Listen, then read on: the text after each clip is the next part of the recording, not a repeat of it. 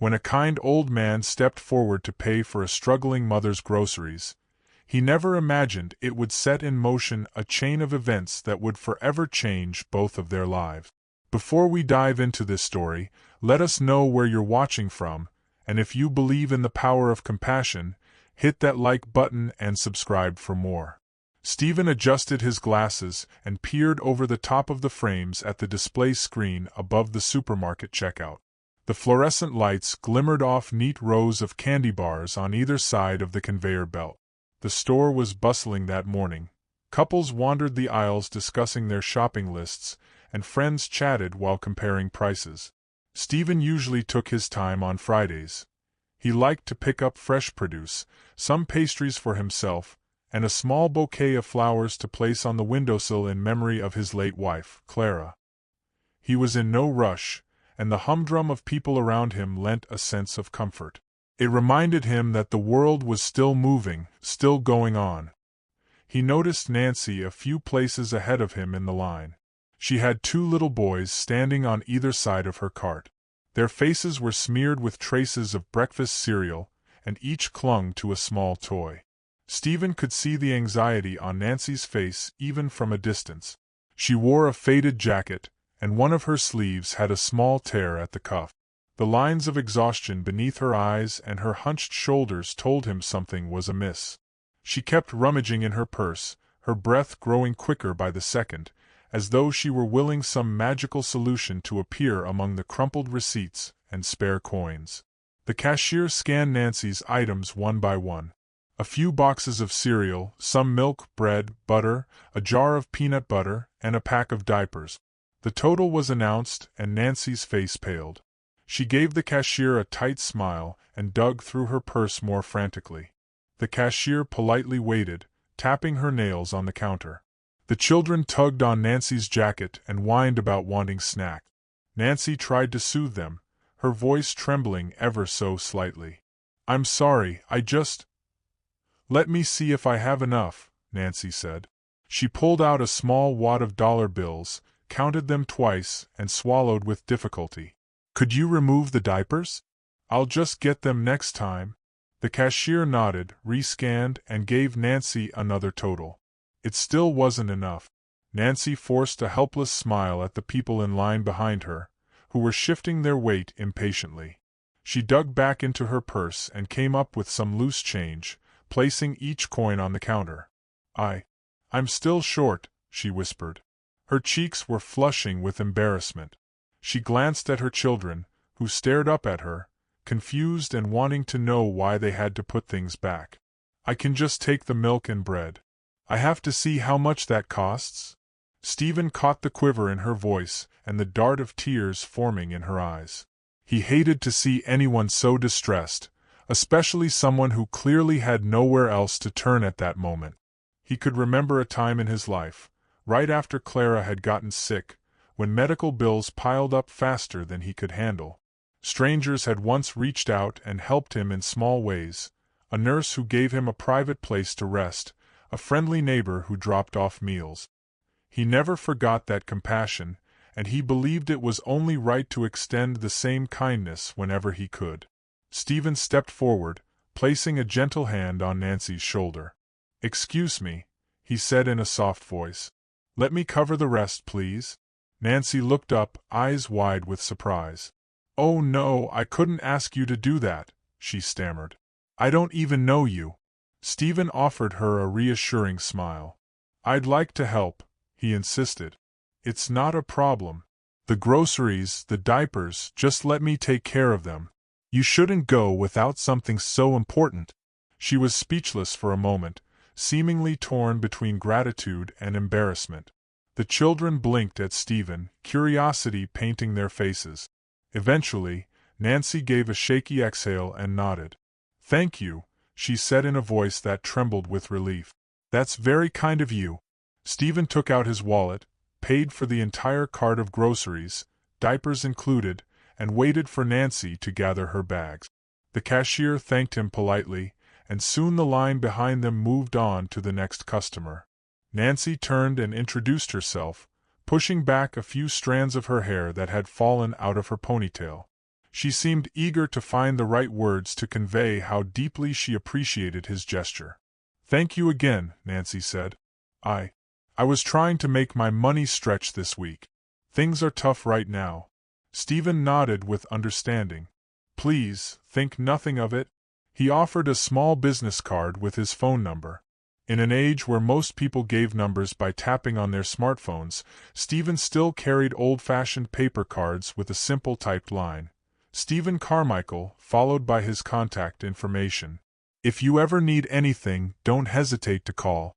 Nancy tucked it into her pocket, blinking back tears.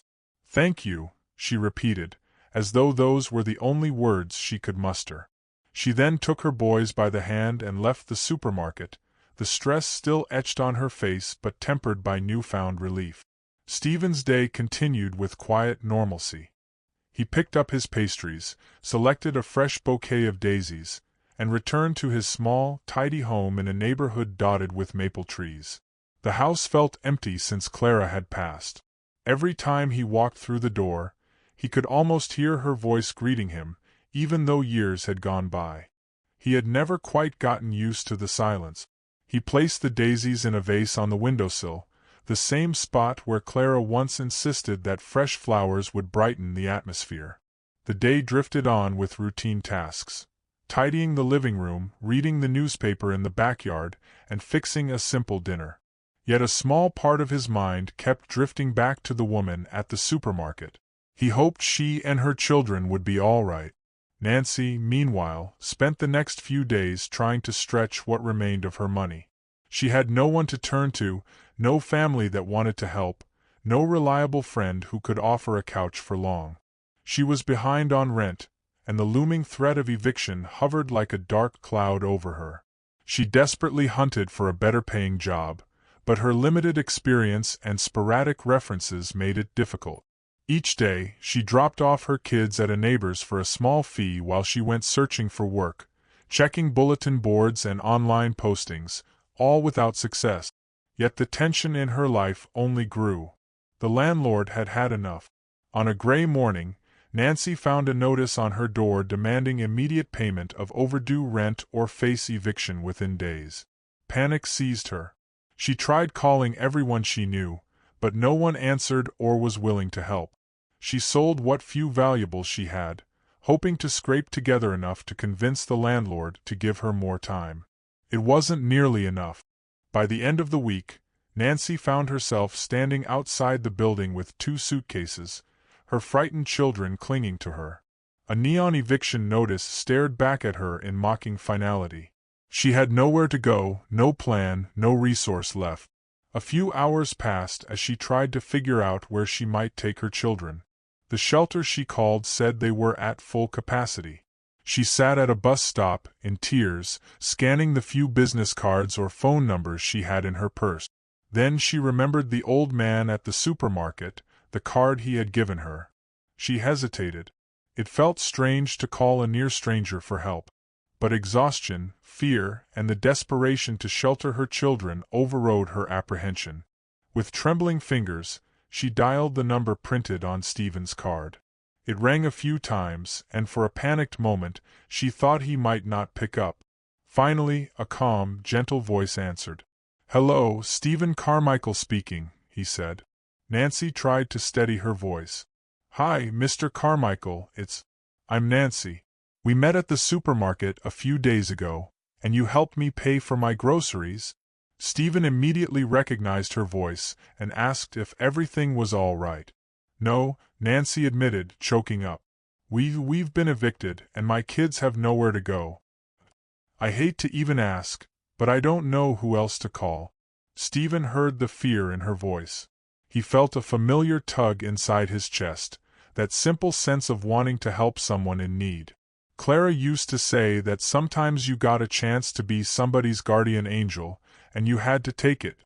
He thought about how lonely his home felt, how much space was going unused. It seemed unimaginable to let a mother and her young children sleep on the street when he had spare rooms that collected dust.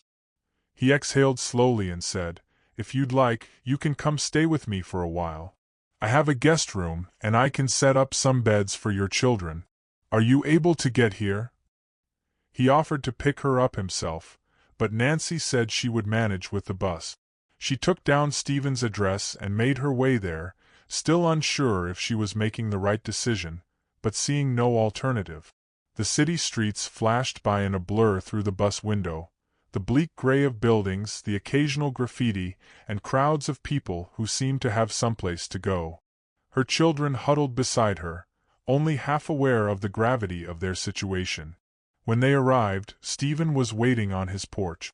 His home stood in a quiet neighborhood with a large maple tree in the front yard. A small garden bed of flowers lined the walkway, showing the first hints of blooming. Nancy stepped off the bus, clutching her suitcases while trying to keep her children close. She felt a mixture of relief and apprehension, but the warmth in Stephen's expression eased her anxiety. He helped her carry the luggage inside, speaking reassuringly to the children, who stared at him with wide eyes.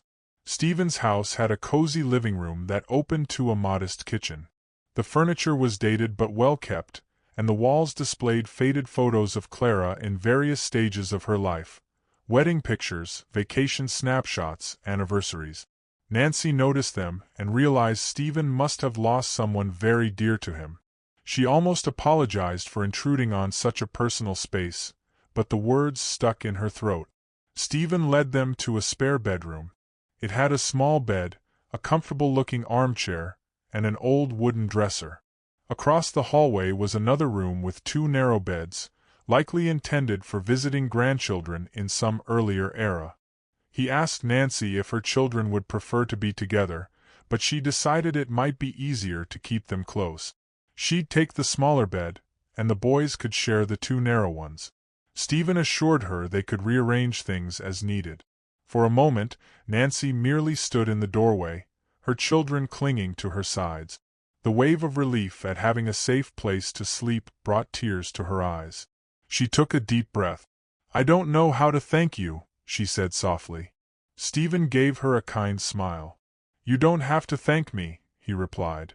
"I'm just glad I can help." That evening, he prepared a simple meal.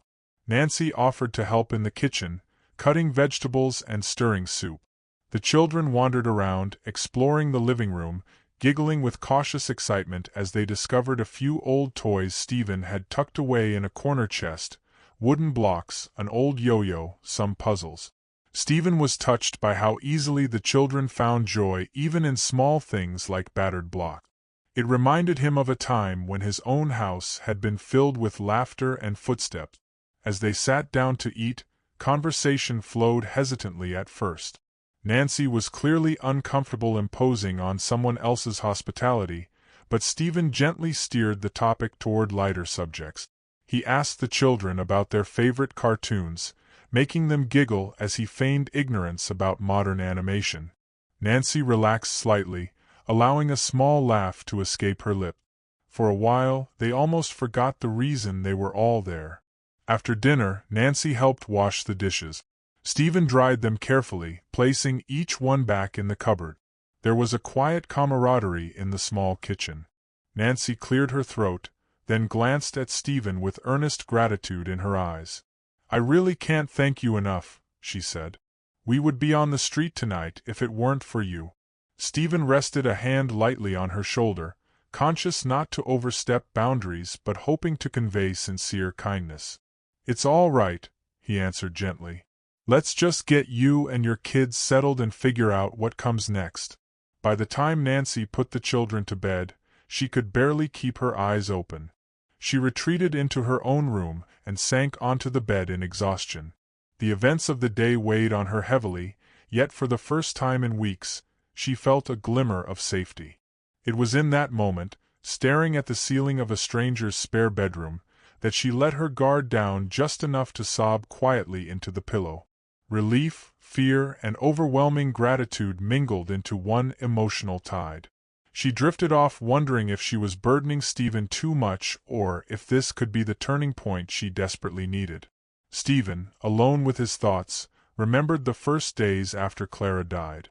He had felt adrift, like the world continued but somehow left him behind. He had struggled with purpose. Should he pick up a new hobby, volunteer somewhere, or just quietly pass the time.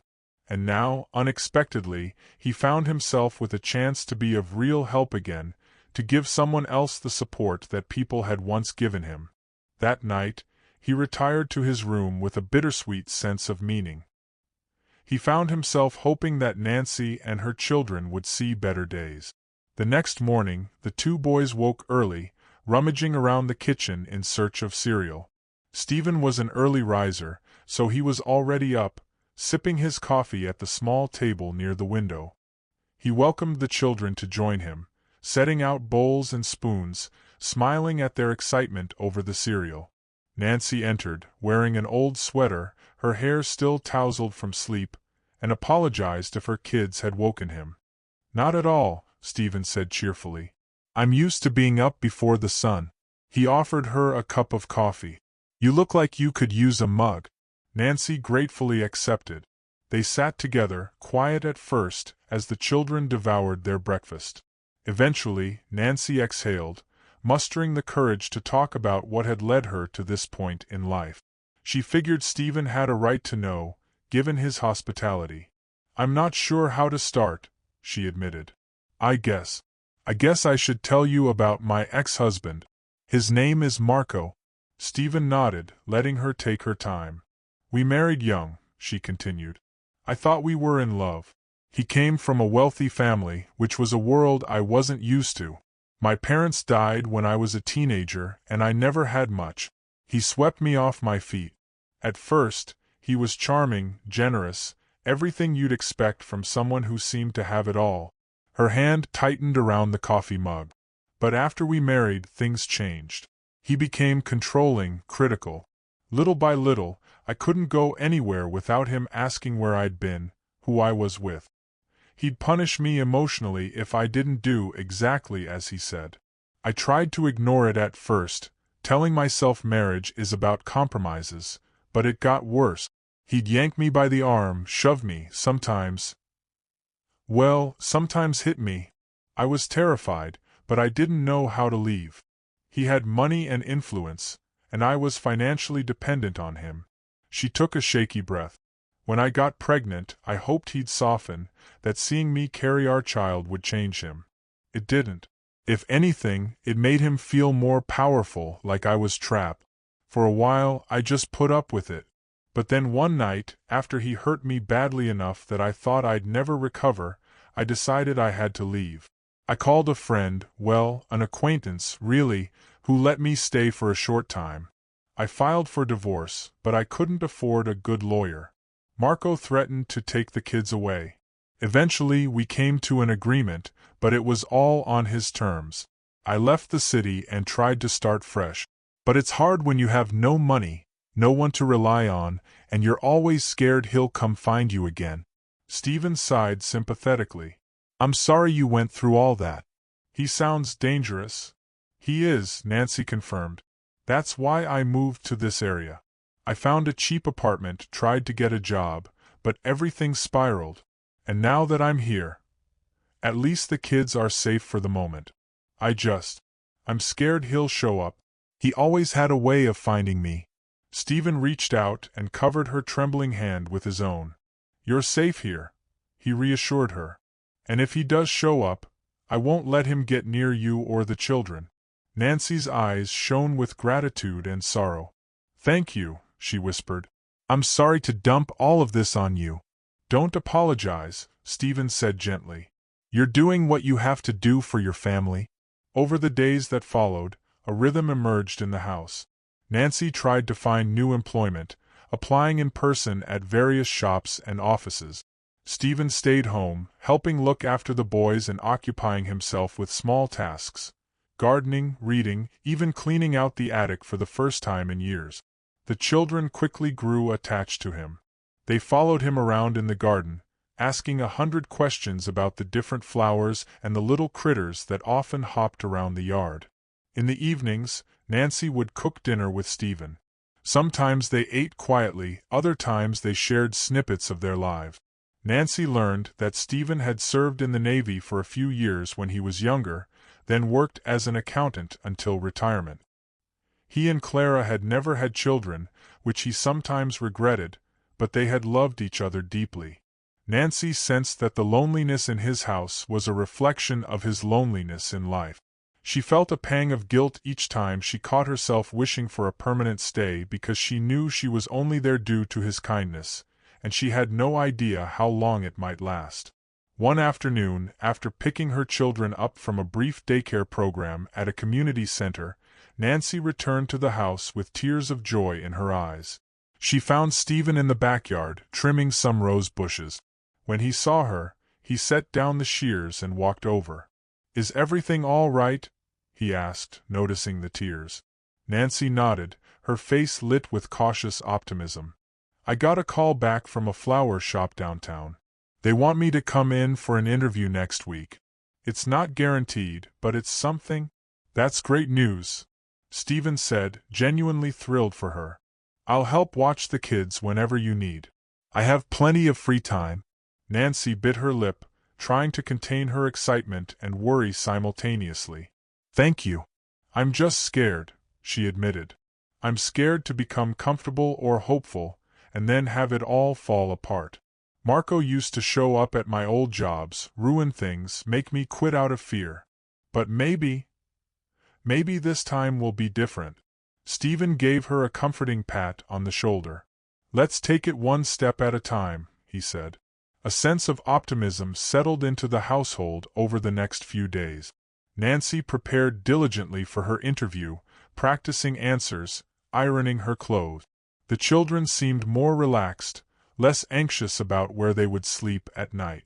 Stephen felt a deepening sense of purpose, a quiet contentment in seeing the house alive with voices, the aroma of cooking, the giggles of children playing. It felt a little like a second chance. He was no longer just an old man living day to day. Yet that fragile peace was shattered one rainy afternoon when an expensive black sedan pulled up across the street. It idled there for a while, engine running, as though the driver were deciding whether to approach. Nancy noticed it first as she passed by a window in the living room. Her skin prickled with recognition. She knew that tinted window, the shape of that grille. She had seen it too many times in her old life. "It's him," she hissed, voice shaking. "That's Marco's car." Stephen hurried to the window, scanning the vehicle. They waited, hearts pounding, but the sedan eventually drove off without anyone stepping out. Nancy exhaled unsteadily, tears forming in her eyes. "He found me," she whispered. "I don't know how, but he found me." Stephen felt a protective surge, a mixture of fear and determination. "He can't just break in and take you," he said firmly. "We'll call the police if he tries anything." Nancy nodded, wiping at her face. "He'll try the legal route first," she guessed. "He'll claim I'm an unfit mother. He'll try to take the kids through the courts." In the days that followed, the sedan appeared again at odd hours, parking a block away or passing slowly by. Nancy was on edge, her nerves stretched taut. She jumped at shadows, kept the curtains drawn, and tried to reassure her children that everything was fine, even though it clearly wasn't. Stephen watched over them vigilantly, but he felt they needed a more concrete plan. "Let's talk to a lawyer," he suggested. "Find someone who can help you stand up to Marco.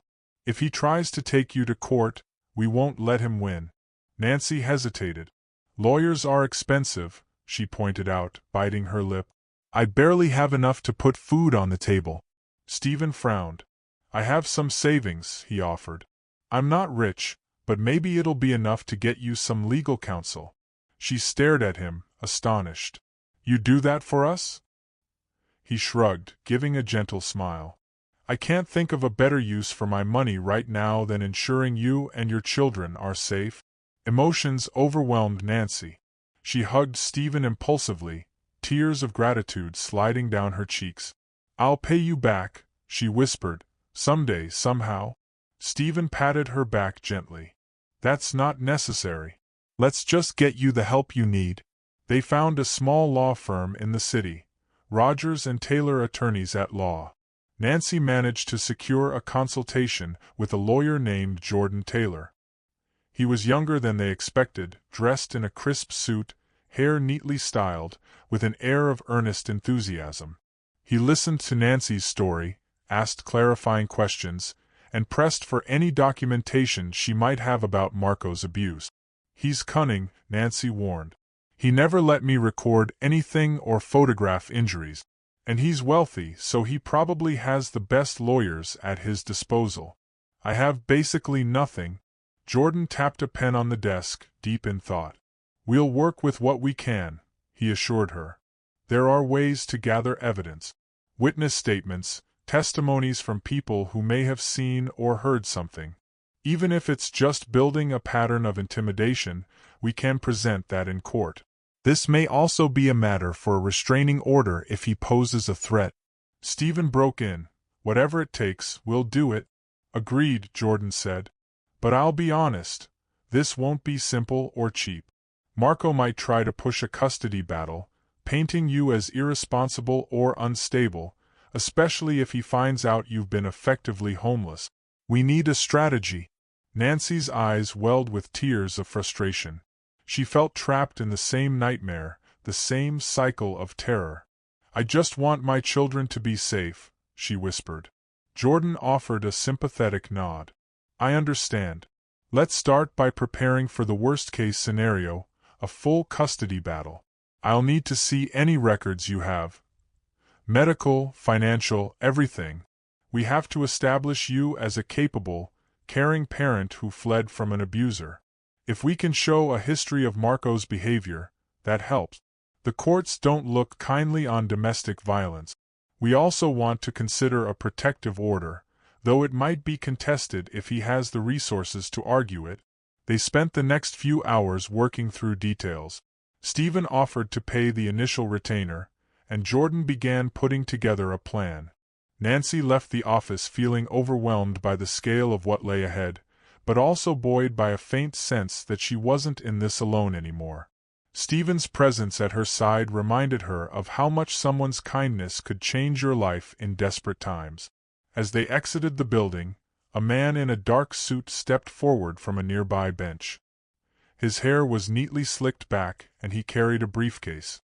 Nancy froze, immediately recognizing him as one of Marco's associates, a personal assistant or some sort of errand man. However, the man raised his hands in a non-threatening gesture. "Wait, please," he said, glancing around anxiously. "My name is Diego. I'm not here to harm you."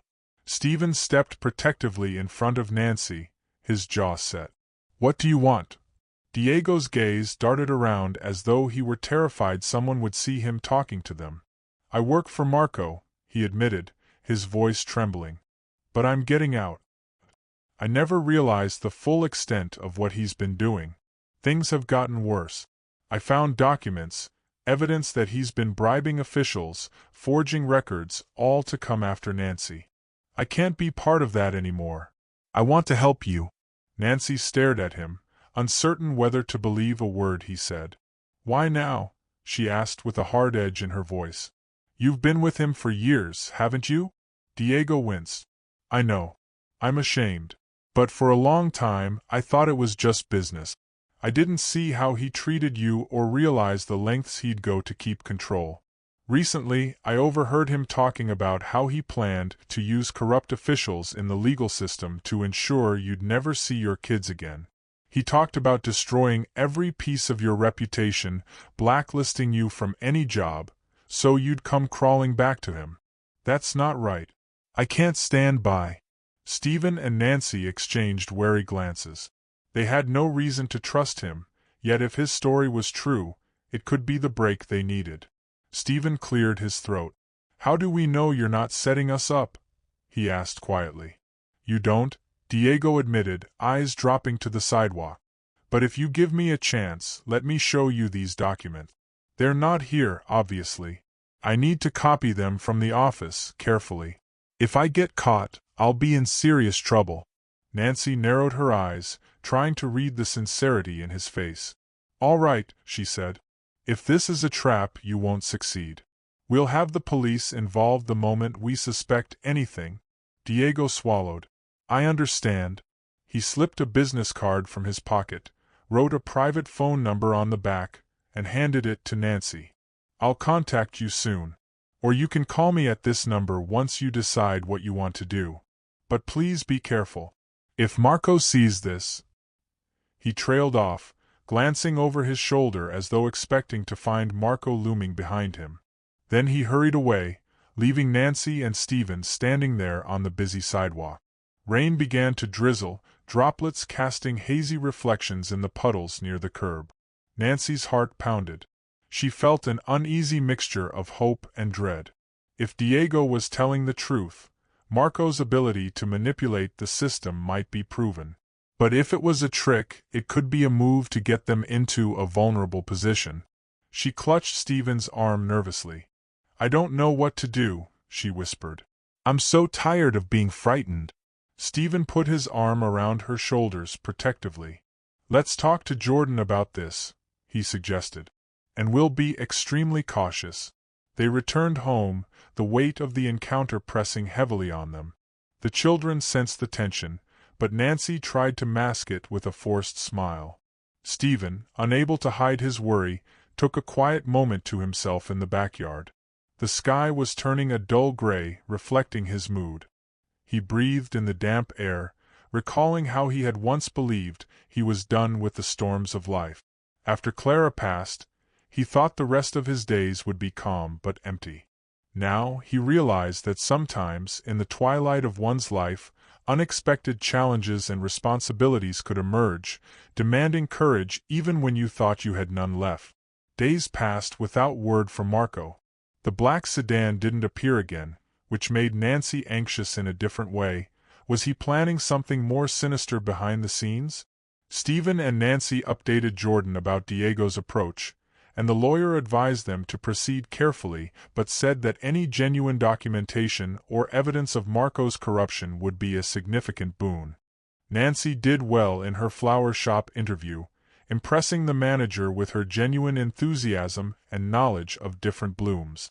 To her delight, she was offered a part-time position, which she hoped might eventually become full-time. The pay wasn't great, but it was honest work, and she could learn a skill she liked. Stephen was thrilled for her. To celebrate, he took the children to a nearby park while Nancy arranged some of her newly learned floral designs at home, practicing for the job. The kids ran circles around the park's small playground, squealing with excitement. Stephen, sitting on a bench, felt a swell of protective affection for them. He wondered if this was what it was like to be a grandparent, enjoying the laughter, the curious questions, and the pure delight children find in something as simple as a swing set. That evening, as they were preparing dinner, Nancy's phone buzzed. She picked it up, heart skipping a beat when she saw an unknown number. Tentatively, she answered. A strained voice whispered over the line, "It's Diego. I have the files." Her hand trembled. "Where are you?" Diego was speaking in hushed tones. "I had to leave my office. I'm at a motel on the outskirts of town, just off Highway 7. Room 204. I can't risk staying here long.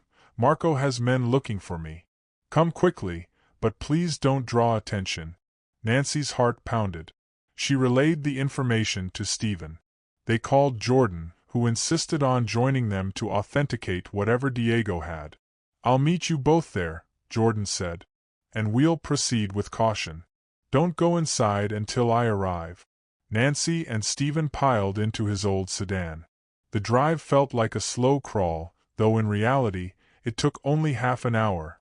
The children stayed behind with a neighbor that Stephen trusted, an older woman named Lily who had known him and Clara for years. Nancy felt uncomfortable leaving them, but she knew this was crucial. She double-checked the seatbelt as she watched headlights flit by on the dark road, her mind conjuring up worst-case scenarios. When they arrived at the motel, the neon sign buzzed overhead. The parking lot was nearly empty except for a few battered cars. Jordan's silver sedan was parked near the far end. He stepped out, gesturing for them to remain calm. Together, they walked to room 204. Stephen knocked softly. Diego cracked the door open. His face was pale, beads of sweat dotting his forehead. He let them in quickly, locking the door behind them. The room smelled of stale cigarettes and cheap cleaning solution. Papers were strewn across the bed. A computer lay open on a small table near the window. Diego's hands shook as he gathered some documents together. "This is it," he said quietly, pushing a stack toward Jordan. "Bank statements, private communications, copies of emails between Marco and some officials. There's evidence of bribes, blackmail. He's got strings tied to a couple of local politicians, even a judge. He's trying to ensure Nancy loses custody if it comes to that." Jordan studied the files, his eyes widening with each page he skimmed. "This is substantial," he muttered. "If this is authentic, we could nail him. But we have to verify everything, make sure it's admissible in court." Diego nodded. "I can testify that I got these from his office, but if I do, I'm putting myself at risk. He'll come after me for sure." Stephen placed a reassuring hand on Diego's shoulder. "You're doing the right thing," he said. "We'll do whatever we can to protect you, too." Diego looked uncertain. "Marco's powerful. I'm not sure any witness protection can keep me safe if he really wants to find me. But I guess I have no choice. I can't work for him anymore." Nancy stared at the documents in disbelief. Part of her was relieved. Here was proof she wasn't crazy, that he was systematically trying to ruin her. Another part was terrified that Marco's reach extended much further than she had ever imagined. "Thank you," she said to Diego in a choked voice. "You didn't have to do this." He gave a hollow laugh. "I should have done it a long time ago. I ignored the red flags because the money was good and I never had to see the victims up close. Now I realize how destructive he is." Jordan started packing up the files. "We'll need to make duplicates," he said. "I'll contact some people I trust to analyze them. If the authenticity checks out, we'll go to the authorities. In the meantime, Nancy, you should file for a restraining order with this new evidence. We can also consider pressing charges if we have enough for a criminal case." Diego nodded, looking visibly exhausted. "I'm going to leave town soon, find a safe place to hide. I'll be in touch if we need to coordinate more." They exchanged contact information. Then Jordan and Stephen led Nancy out of the motel room.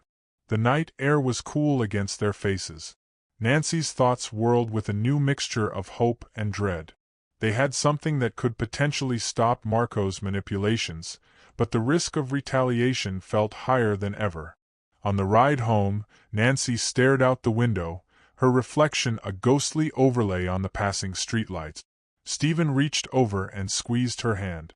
"We're going to get through this," he said softly. "One step at a time." In the weeks that followed, Jordan worked tirelessly to authenticate the evidence.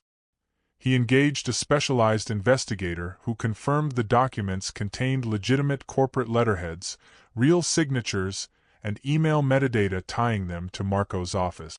Armed with this information, Jordan filed an emergency motion in family court to block any custody claim Marco might bring, citing attempts to unlawfully influence the judicial process.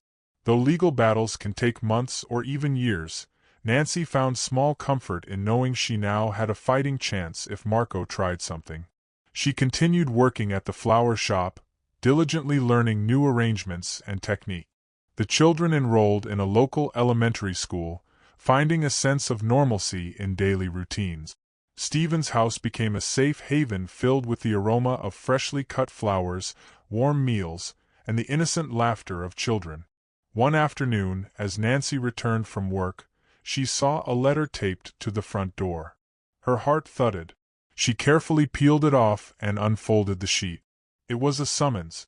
Marco had officially filed for custody, claiming Nancy was an unfit mother, incapable of providing a stable home. The court date was set in a month's time. Nancy's hands shook as she read the accusations, tears threatening to blur the words. Stephen found her on the porch, trembling. "Is it?" he asked quietly. She nodded, swallowing hard. "He's making his move." Stephen guided her inside, trying to soothe her. "We were expecting this," he reminded her. "Jordan's got the evidence. We'll stand by you." Though Nancy knew they had a legal strategy, the days leading up to the court hearing were grueling. Marco's lawyers bombarded them with demands for documents, depositions, psychological evaluations. Nancy found herself in a swirl of legal bureaucracy. The nights were sleepless, and fear gnawed at her because she knew Marco's money could buy the best lawyers. But Stephen, steadfast, refused to let her crumble. He accompanied her to every legal meeting, sat with her through depositions, and comforted her children whenever they asked if someone was trying to take them away. With each passing day, the bond between Nancy and Stephen's family unit deepened. He was becoming the grandfather the children never had. Nancy caught him tucking them in at night with gentle words, telling them old stories, the kind that Clara used to share. On the day of the custody hearing, they arrived at the courthouse early. Nancy wore a simple black dress, her hair pulled into a neat bun. Her hands trembled around the handle of her purse. Stephen walked beside her, wearing his best suit, looking dignified yet firm. Jordan was already there, reviewing notes, exuding a calm professionalism that Nancy desperately needed to see. Marco arrived soon after, flanked by two attorneys who looked every bit as ruthless as she'd expected. Marco himself hadn't changed, tall, imposing, with an icy stare. His expensive suit and confident stride suggested a man used to winning. He shot Nancy a cold, triumphant smirk. She felt the old terror rise in her chest. Stephen subtly positioned himself closer to Nancy, letting her know he was there. The hearing began. The judge was a stern-faced woman who wasted no time establishing order. Marco's lawyers started by painting Nancy as a transient, someone unable to pay rent, a mother who jumped from place to place. They referenced her eviction, her lack of steady employment. Nancy felt her pulse hammering, but Jordan calmly countered each point, explaining the context. The domestic abuse, Nancy's struggle to escape a dangerous situation, her new stable residence with Stephen, her employment at the flower shop, and her dedication to the children's well-being. Then came the game-changer. Jordan introduced the evidence provided by Diego, carefully verified and presented in a neat folder. As the judge flipped through it, an expression of disapproval clouded her features. She questioned Marco's lawyers about these alleged attempts to bribe officials and manipulate the court. They stammered, trying to deflect, claiming the documents were forgeries. But Jordan had already lined up an expert witness ready to testify to their authenticity. Marco's face darkened. He fidgeted in his seat, shooting furious glares at Nancy and at his own legal team. Nancy felt a flicker of courage. For once, she wasn't standing alone against him. She had tangible proof, and she had allies who believed her story. The hearing continued for hours. Both sides presented arguments, cross-examined witnesses, and introduced statements. Nancy had to relive the trauma of describing how Marco had harmed her physically and psychologically. She tried to remain composed, remembering Stephen's reassuring presence, and the children who needed her to stay strong. At last, the judge called for a short recess, then returned with a decision.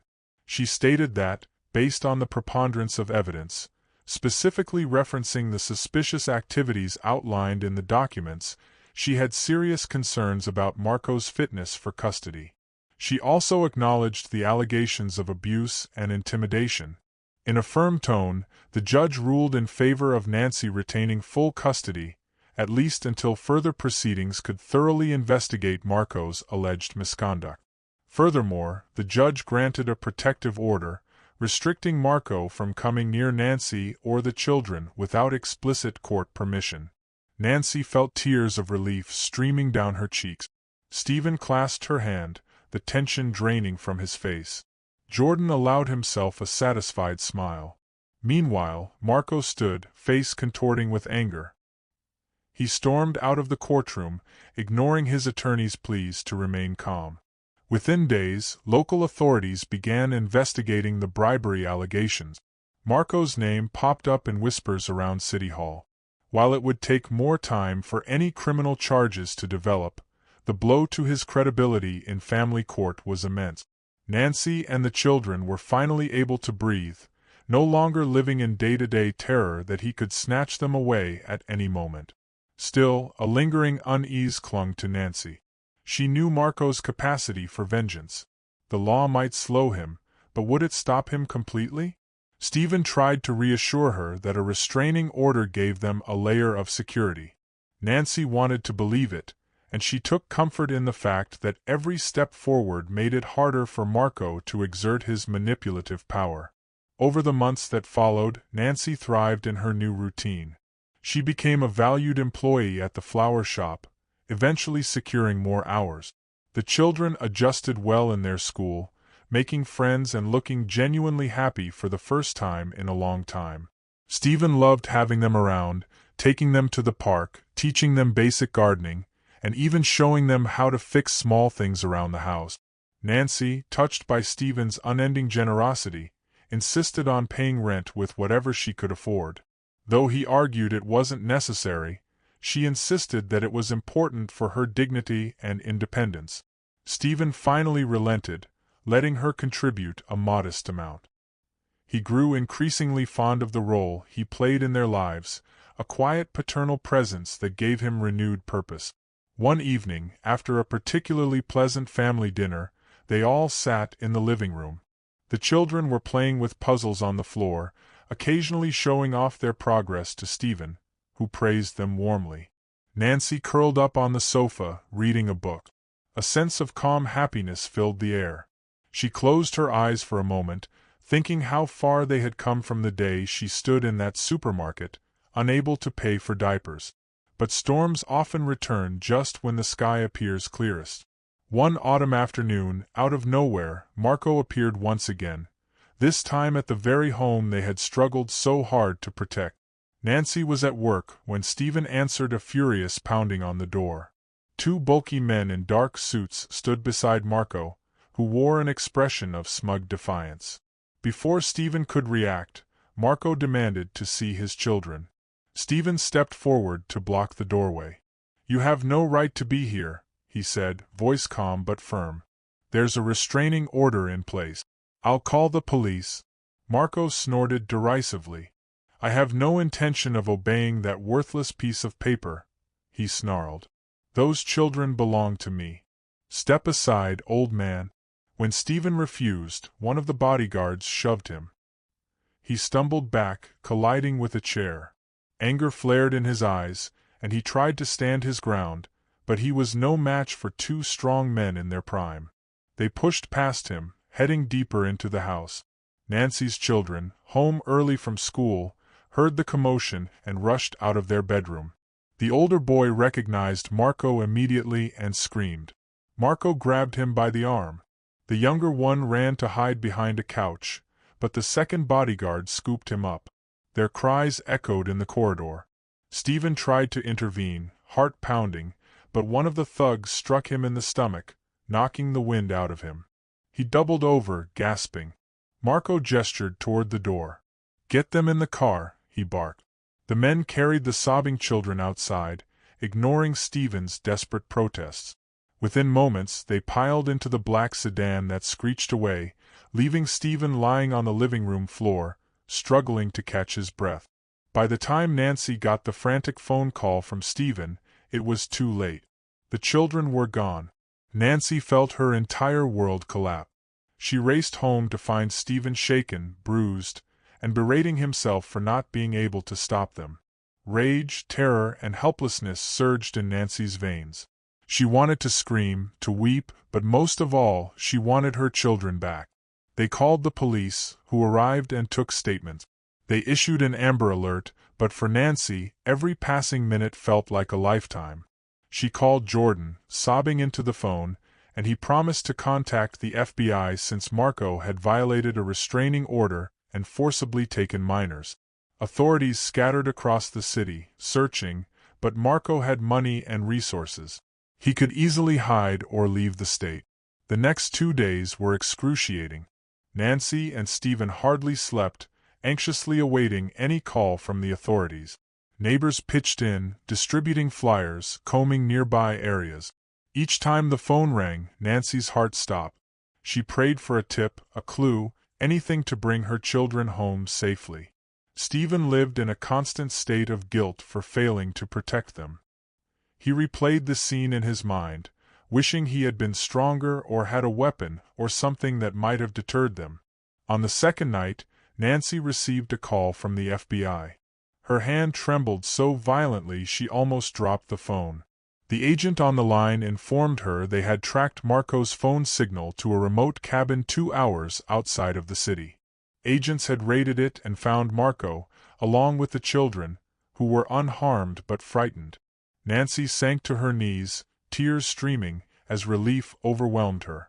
Stephen hovered nearby, eyes wide with apprehension, until Nancy finally managed to tell him the boys had been found safe. They drove straight to the local FBI office, where the children were brought after the rescue. Nancy ran inside, tears spilling down her cheek. The sight of her boys was the sweetest thing she had ever seen.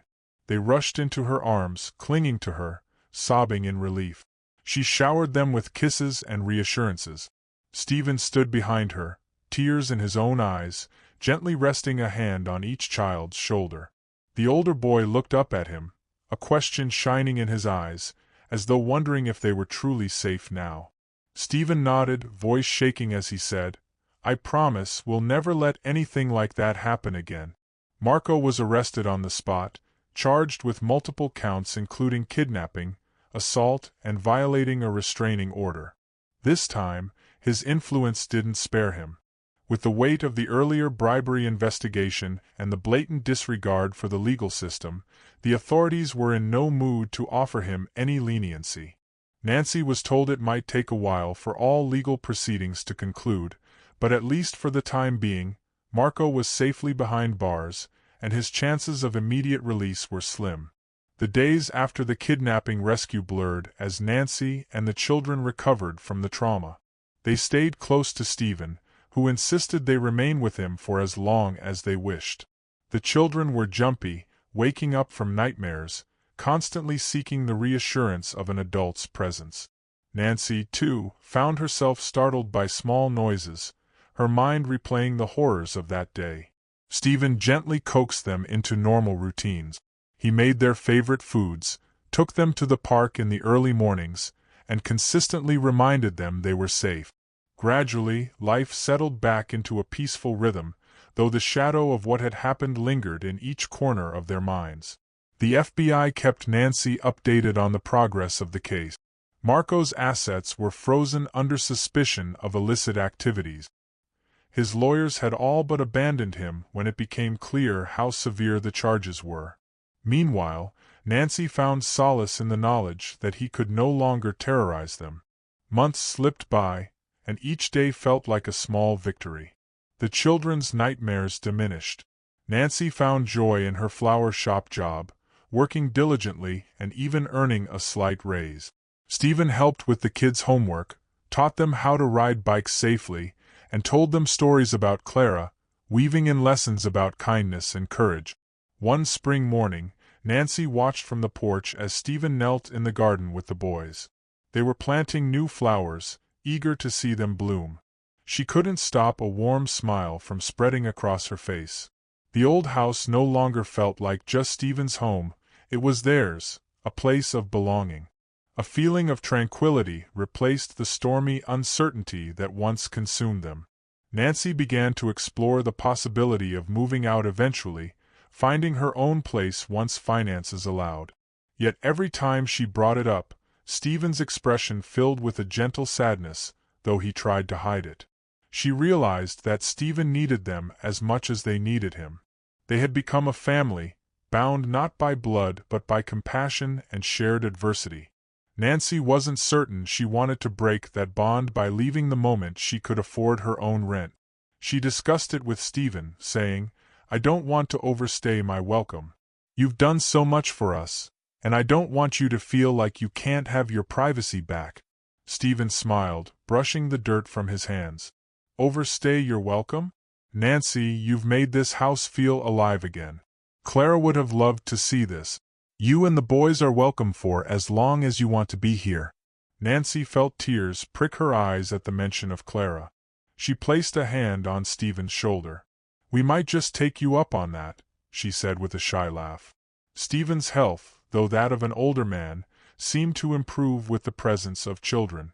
He woke each morning with renewed purpose, helping Nancy by driving the boys to school, or simply being there to talk about their day when they returned. Nancy occasionally found him talking to a photo of Clara late at night, as though sharing the day's events with his beloved wife. She sometimes overheard fragments of his soft-spoken words, "Yes, they're doing just fine. You'd be proud of them, Clara. Proud of all of us." One day, Nancy ventured to the local courthouse with Jordan. She wanted to finalize everything to ensure that Marco could never again appear out of nowhere to claim parental rights. With Marco facing multiple felony charges, Jordan expected his paternal rights would be severely restricted, if not terminated outright. Nancy found herself trembling with a mix of fear and empowerment as she signed the final papers, stating that the children's well-being was best served away from Marco's influence. Walking out of the courthouse, she took a deep breath, letting the sunshine warm her face. The day felt monumental. She turned to Jordan. "Thank you," she said earnestly. "I couldn't have done any of this without you." Or Stephen. Jordan gave a friendly nod. "You deserve this peace.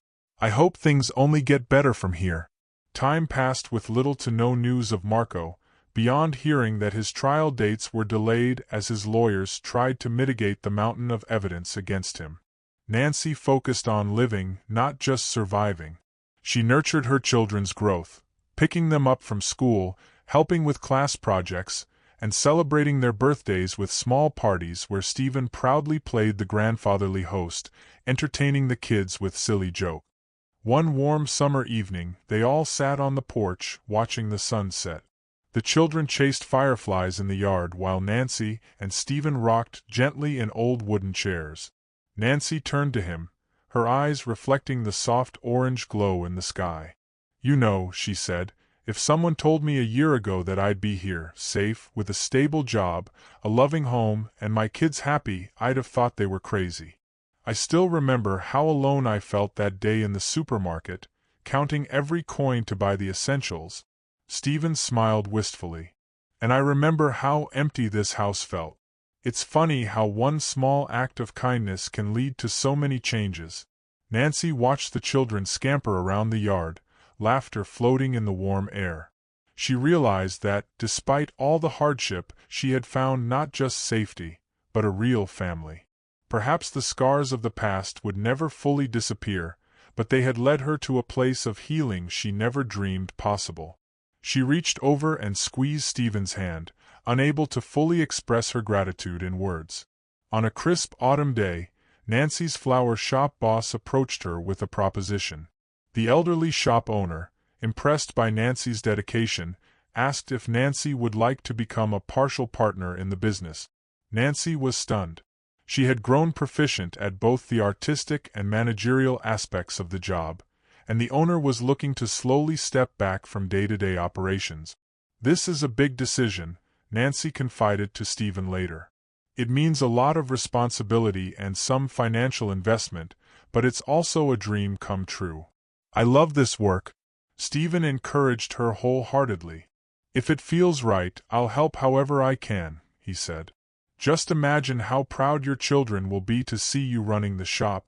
Ultimately, Nancy accepted the offer, and her role at the flower shop expanded, bringing a fresh wave of excitement and a sense of accomplishment. She spent evenings studying small business management, determined to make the opportunity a success. Whenever self-doubt crept in, memories of Marco telling her she wasn't worth anything, she looked around at the life she had built and reminded herself of how far she had come. The children thrived at school, bringing home crafts and stories each day. They joined a soccer league, with Stephen cheering in the stands, proudly proclaiming he was their grandfather. The other parents and kids didn't question it. In their eyes, he was family. Nancy found herself overwhelmed with thankfulness at times. She might not have had a biological father figure for her kids, but the one they had was better than she ever could have imagined.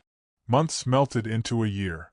Nancy stood in her small corner of the yard one morning, feeling a twinge of nostalgia for the day she had first arrived, scared and homeless. She recalled the sense of hopelessness.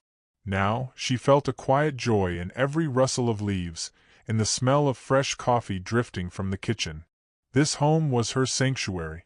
Though the dread of Marco's return lingered in the corners of her mind, each day that passed without incident reassured her that the threat was diminishing. News from the legal front indicated Marco's trial was moving forward, with a strong likelihood of a long prison sentence if convicted on all counts. Meanwhile, Nancy's shop flourished, Stephen's garden bloomed, and the children continued to embrace life without fear. Then one bright winter morning, Nancy received final word from the district attorney's office that Marco had been convicted on several felony charges, including kidnapping and conspiracy to commit fraud. He faced a lengthy prison term. When she heard the news, Nancy let out a shaky breath, feeling a weight lift off her shoulders. She walked into Stephen's room and found him reading in a rocking chair. "It's over," she said softly, her voice trembling. "He's in prison." Stephen looked up from his book, eyes shining with relief. He stood and pulled her into a gentle embrace. "You're free," he whispered. Nancy closed her eyes, a tear slipping down her cheek.